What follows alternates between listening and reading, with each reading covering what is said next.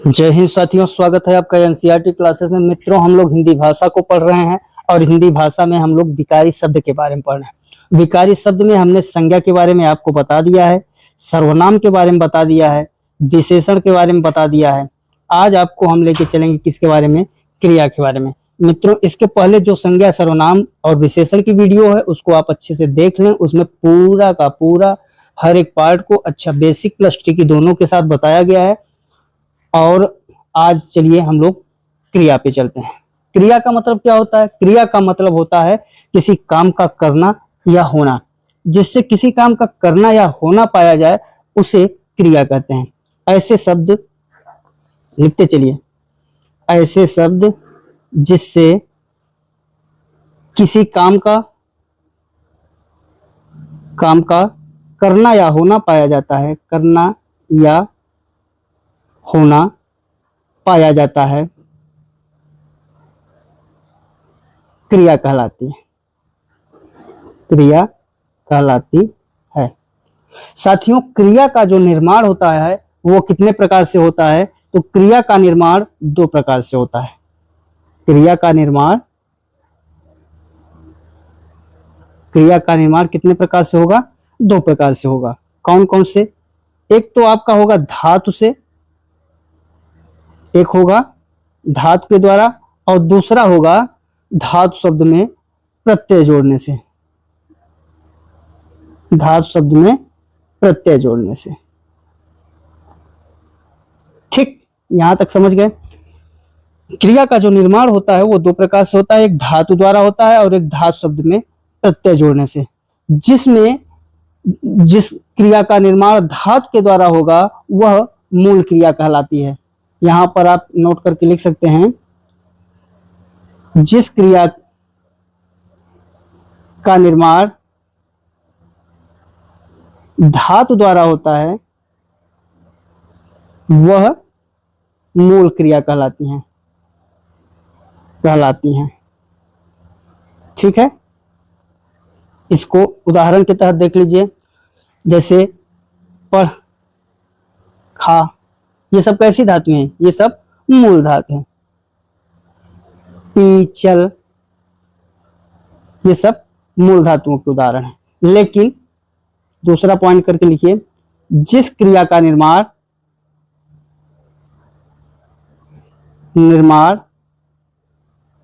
धातु शब्द में यौगिक जोड़ने धातु शब्द में प्रत्यय जोड़ने से होता है, वह यौगिक क्रिया कहलाती है। कौन सी क्रिया कहलाएंगी? यौगिक क्रिया कहलाती हैं।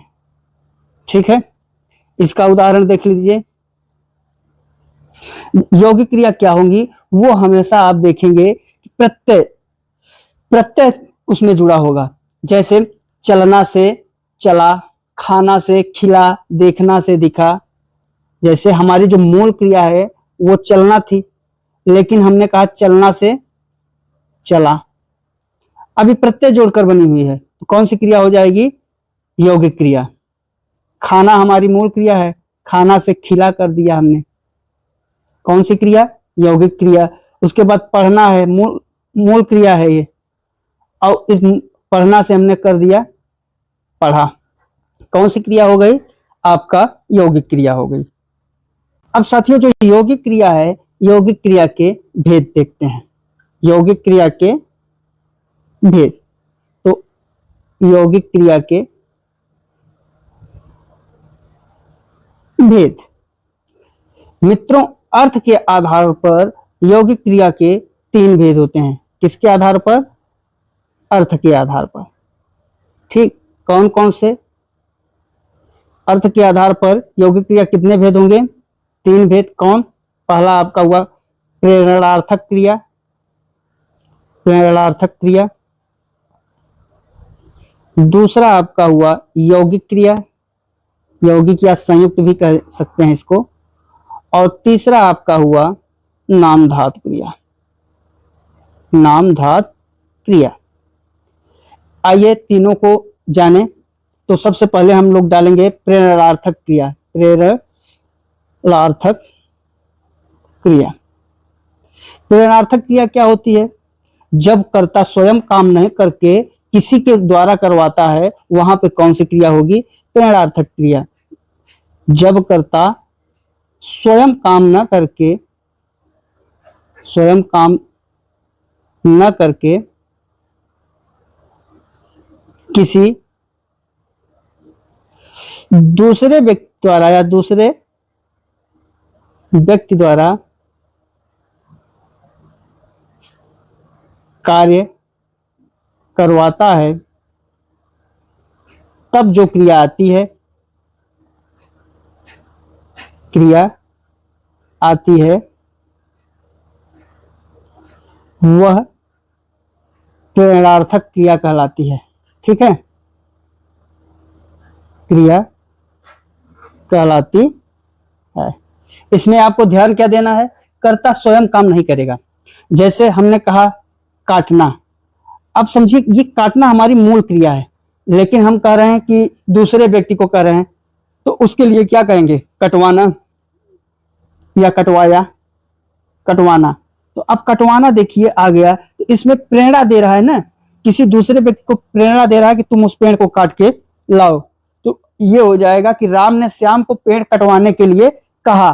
तो यहां पर आप समझिए कि जो कटवाना कंडीशन है दूसरे के लिए प्रयोग किया जा रहा है। तो जहां पर दूसरे के लिए कहा जाएगा, जैसे हमने कहा लिखना, अब लिखना का मतलब क्या हुआ? स्वयं लिखा, लेकिन लिखवाना मतलब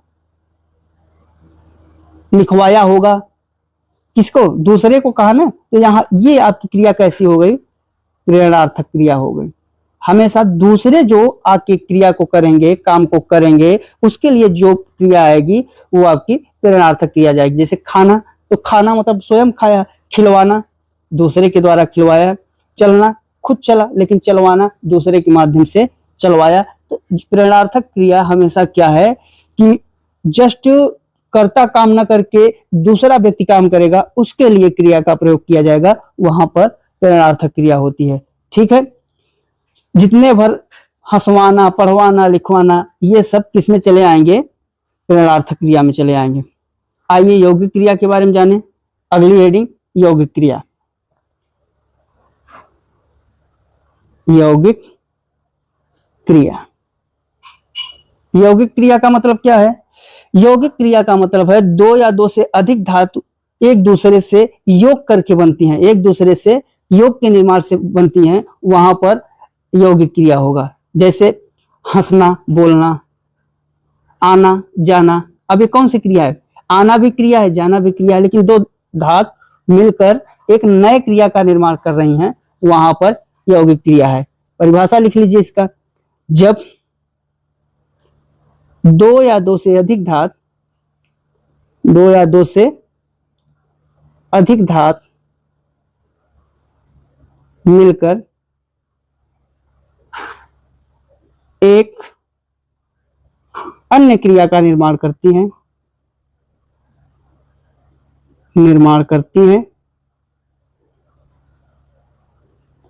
वहां या वह यौगिक क्रिया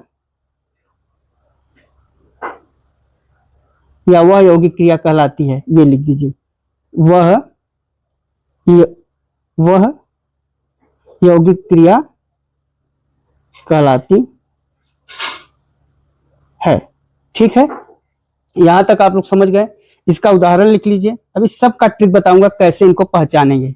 जैसे पढ़ना, लिखना, पढ़ना, लिखना। अब देखिए यहाँ पढ़ना भी आ रहा है, लिखना भी आ रहा है। कौन सी क्रिया? यौगिक क्रिया। उठना, बैठना। अब देखिए उठना भी आ रहा है, बैठना भी आ रहा है, दोनों क्रिया है, दोनों से जुड़कर बनी हुई तीसरी क्रिया है उठना बैठना, तो यौगिक क्रिया हुआ। रो पढ़ना, अब रोना भी एक प्रकार की क्रिया है। अब रो पढ़ना, अब यहाँ पे दो क्रिया मिलकर एक क्रिया बनाई है। चल देना, चलना भी क्रिया है और चल देना भी यौगिक क्रिया है। तो दो क्रिया है। खा लेना, खा लेना। अब खाना भी क्रिया है, लेना भी क्रिया है, तो दो क्रियाएं आपस में मिलकर बनी हुई हैं। तो कौन सी क्रिया है? यौगिक क्रिया है। अब हम लोग देखेंगे कौन सी क्रिया? नाम धातु क्रिया। कौन सी क्रिया? हेडिंग डालें, नाम धातु क्रिया। इस क्रिया का क्या काम है? ये क्रिया संज्ञा सर्वनाम विशेषण से प्रयुक्त प्रत्यय द्वारा निर्मित होती हैं। तो इनको भी लिख लें। जब संज्ञा सर्वनाम और विशेषण में प्रत्यय जोड़कर नई क्रिया बनती है तो वह नाम धातु क्रिया कहलाती है। नाम धातु क्रिया कहलाती है। ठीक है, ये क्रिया क्या होंगी? संज्ञा के शब्द होंगे, उसमें प्रत्यय जोड़ेंगे। तो अब जैसे गरमाना, अब सोचिए गरम, हथियाना, अब हाथ से बना है हथियाना। अब ये देखिए हाथ से बना हुआ है, हाथ आपका संज्ञा है। बतियाना, बात से बना है बतियाना। अब बात क्या है? संज्ञा है, उससे बन गया। लात से हो गया लतियाना। अब ये क्या हुआ? संज्ञा से बना हुआ है ना, तो संज्ञा से बना होने के कारण ये आपकी नाम धातु है। जैसे गरमाना लिख दिया, अब गर्म विशेषण है, गरमाना हो गया। कौन सा? ठंडा से ठंडाना। अब आप समझे ठंडा विशेषण है और ठंडा से ठंडाना। पगलाना, पागल होना विशेषणता है उसकी, लेकिन पगलाना कौन सी क्रिया हो गई? प्रत्यय जुड़ गया, नाम धातु क्रिया हो गई। तो प्रेरणार्थक क्रिया, यौगिक क्रिया और नाम धातु क्रिया, तीनों में अंतर आपने देखा। इनको एक ट्रिक देखिए जब प्रेरणार्थक क्रिया, एक ऐसे लिख लेते हैं यहाँ पे ट्रिक्स। अब यहां डाल लीजिए प्रेरणार्थक क्रिया। ठीक है, प्रेरणार्थक क्रिया, उसके बाद यौगिक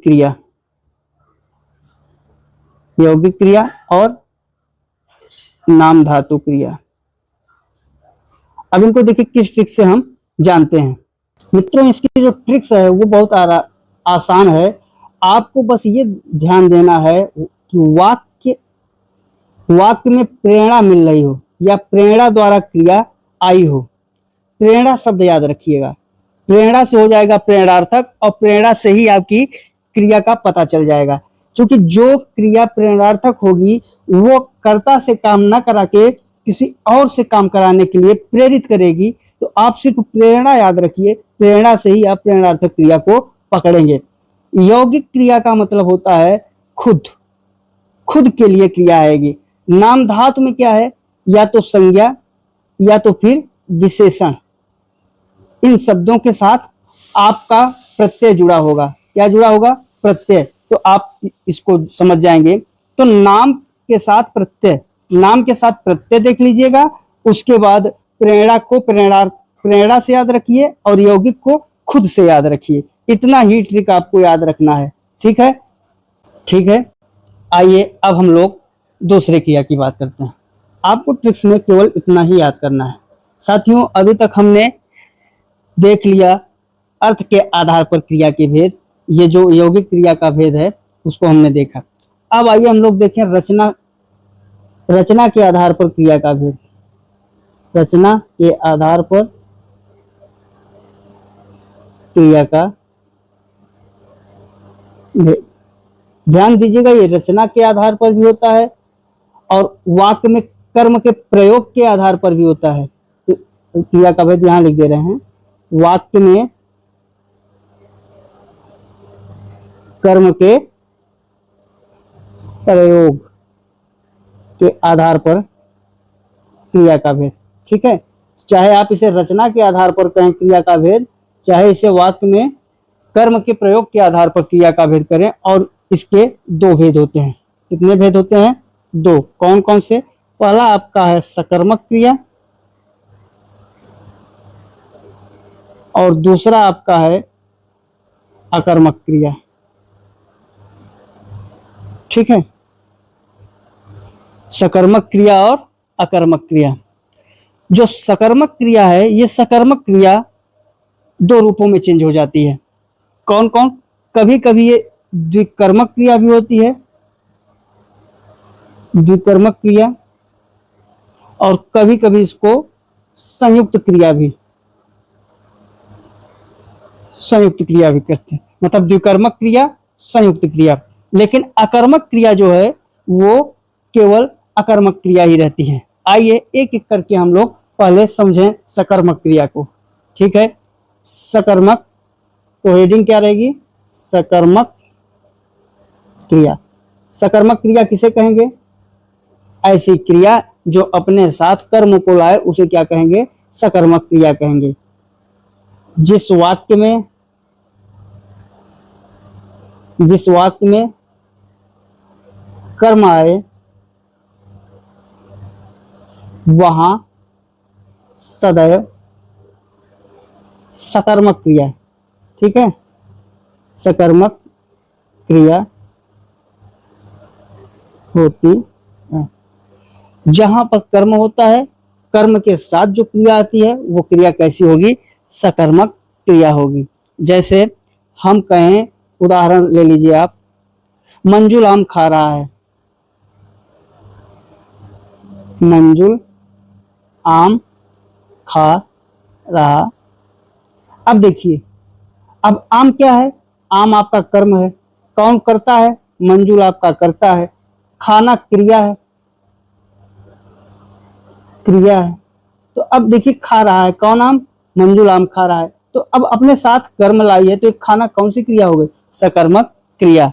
यहाँ जो खा रहा है उस खाने का फल किस पर पड़ रहा है? आम पर पड़ रहा है। तो आम पर पड़ने के कारण ये खा रहा है, ये कौन सी क्रिया हो गई? सकर्मक क्रिया हो गई। ठीक है, अगर आपको सकर्मक क्रिया पहचानना है तो उसको हम ट्रिक में बताएंगे कैसे हम पहचानेंगे। ठीक है, आगे हम लोग देख लें द्विकर्मक क्रिया। द्विकर्मक क्रिया को देख लें, चूंकि सकर्मक क्रिया के रूप हैं। सकर्मक क्रिया दो रूपों में बनती है, एक द्विकर्मक और एक संयुक्त। द्विकर्मक क्रिया, द्विकर्मक क्रिया क्या है? जो अपने साथ दो कर्मों को लेके आती है सकर्मक क्रियाएं, उन्हें क्या कहा जाता है? द्विकर्मक क्रिया कहा जाता है। लिख लें, कुछ सकर्मक क्रियाएं अपने साथ दो कर्म लेकर वाक्य में आती हैं, उन्हें द्विकर्मक क्रिया कहा जाता।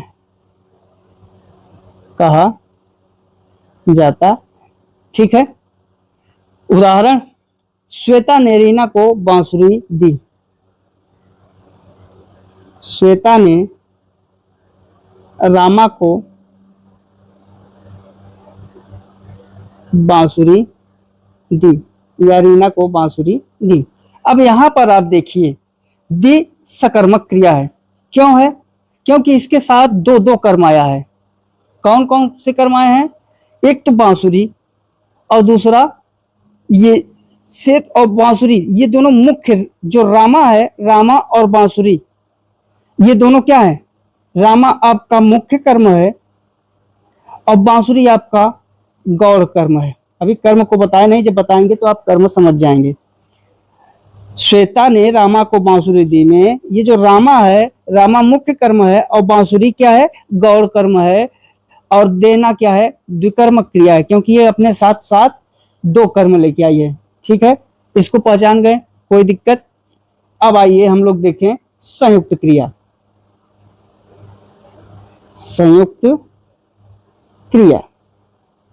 संयुक्त क्रिया किसे कहेंगे? संयुक्त क्रिया जब दो या दो से अधिक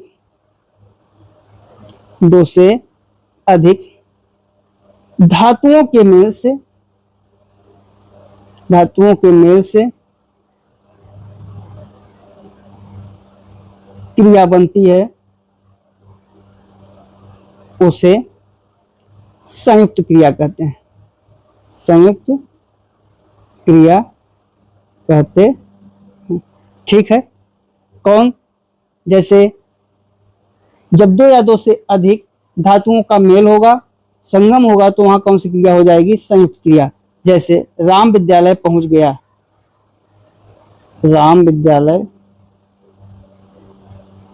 पहुंच गया। अब देखिए यहाँ पर पहुंचना भी और गया दोनों क्रिया है, लेकिन ये इसको हम क्या कहेंगे, संयुक्त क्रिया कहेंगे, क्योंकि दो धातुओं का एक साथ आना हुआ है। तो दो धातुओं को एक साथ आने का मतलब यह है कि वहां पर कौन सी क्रिया कार्य करने लगी, संयुक्त क्रिया कार्य करने लगी।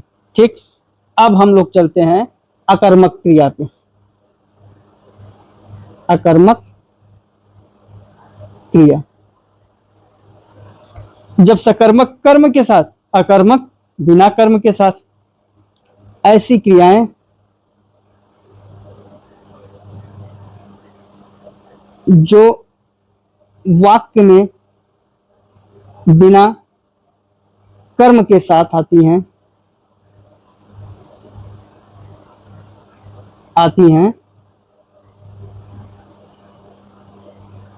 अकर्मक क्रियाएं कहलाती हैं। ठीक, आती हैं अकर्मक क्रियाएं कहलाती हैं। ऐसी क्रियाएं जो वाक्य में बिना कर्म के साथ आएंगी, कौन सी क्रिया कहलाएगी, अकर्मक क्रिया कहलाएगी। जैसे राम गए या राम गया। अब यहां पर देख लीजिए कोई कर्म नहीं है, कौन सी क्रिया हो गई, अकर्मक क्रिया हो गई। श्याम सोता है, सोता है, यहाँ पे डायरेक्ट क्रिया और कर्ता, बीच में कर्म है ही नहीं, कौन सी क्रिया, अकर्मक क्रिया है। तो यहां तक आपने समझ लिया। अब देखिए ट्रिक्स दोनों का, कैसे हम पहचानेंगे कि कब सकर्मक क्रिया है, कौन सी सकर्मक क्रिया है और कौन सी अकर्मक क्रिया है। बेसिक तो आपको पता चल गया। बेसिक में क्या है, बेसिक तो एकदम कंफर्म है कि कर्म साथ है सकर्मक हो गई, कर्म साथ नहीं है अकर्मक हो गया। ठीक, लेकिन सकर्मक क्रिया का एक हम ट्रिक आपको छोटा सा बता रहे हैं। अगर आप क्रिया में आप क्या और कौन, ध्यान दीजिएगा, क्या और कौन क्रिया में लगाएंगे तो क्या निकल के आएगा, कौन सी क्रिया निकल के आएगी, सकर्मक क्रिया। अगर सकर्मक क्रिया होगी तो आपको क्रिया में क्या और कौन लगा देना है बस। जैसे हमने कहा बालक निबंध लिख रहे हैं,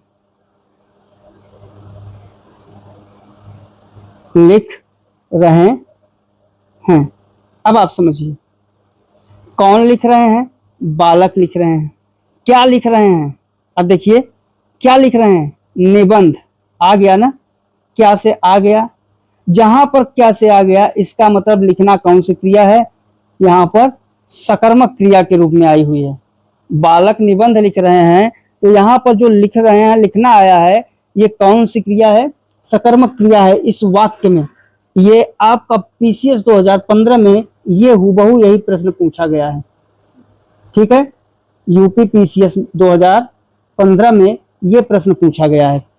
तो सकर्मक क्रिया अगर आपको निकालना है तो क्या और कौन लगा देंगे, आराम से आपको पता चल जाएगा सकर्मक। उसके बाद शेष कर्म न हो अकर्मक हो गया।